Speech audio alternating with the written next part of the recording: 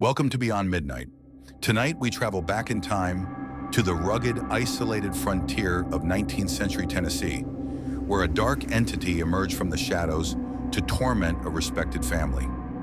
It's a story whispered in hushed tones for generations, a poltergeist case so violent, so well documented, that it remains one of America's most enduring and terrifying paranormal mysteries.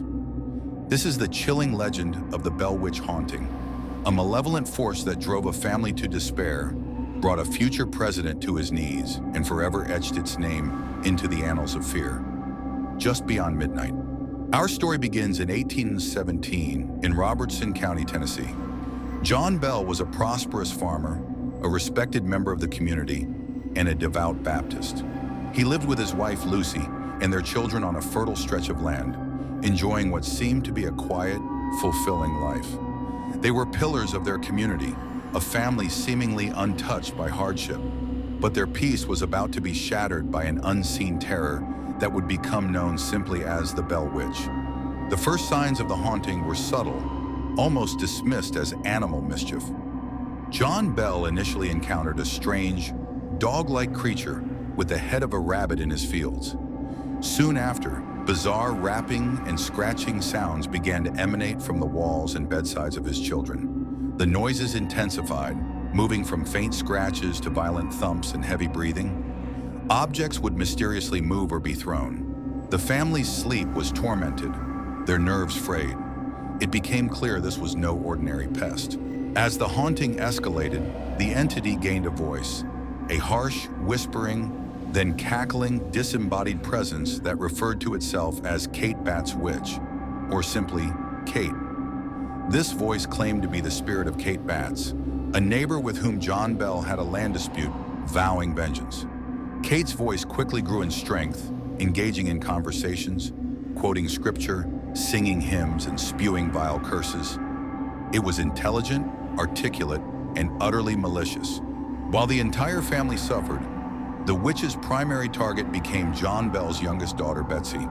She endured horrific physical assaults, invisible slaps, pinches, hair pulling, and being scratched and poked, often leaving red marks and welts on her body. Her bed sheets would be violently ripped away. The torment was relentless, terrifying Betsy and leaving her in constant fear. The family tried to keep the attacks secret, but as Betsy's condition worsened, they knew they needed help. John Bell eventually confided in his neighbor, James Johnson, who, along with others, witnessed the terrifying phenomena for themselves. Soon the news spread like wildfire throughout the frontier. Doctors, ministers, and skeptics flocked to the Bell farm, drawn by morbid curiosity and a desire to explain the inexplicable. No one could. Many who entered the house quickly fled in terror, overwhelmed by the unseen attacks and the malicious voice.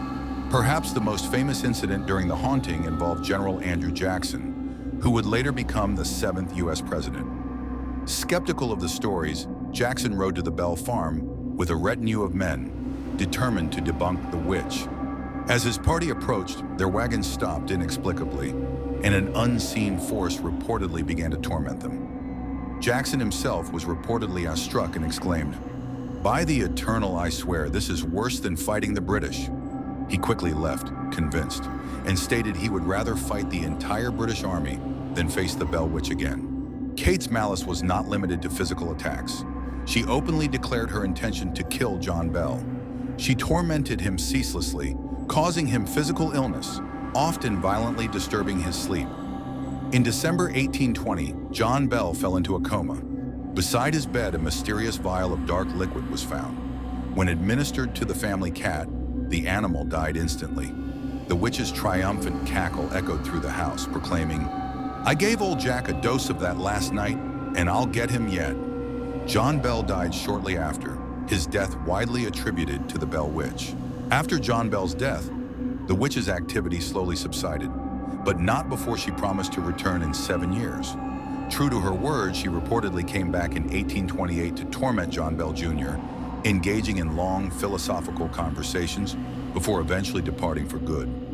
Or so it seemed. The legacy of her terror, however, lingered like a stain on the land. For 2 centuries, attempts have been made to explain the Bell Witch phenomenon. Some suggest a classic poltergeist, often linked to adolescent energy, like Betsy Bells. Others theorize it was a sophisticated hoax, perhaps orchestrated by Betsy herself or other family members due to underlying family conflicts.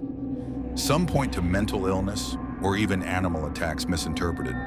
However, the sheer number of credible witnesses, including Andrew Jackson, who reported physical phenomena in the intelligent, articulate voice, makes simple debunking difficult.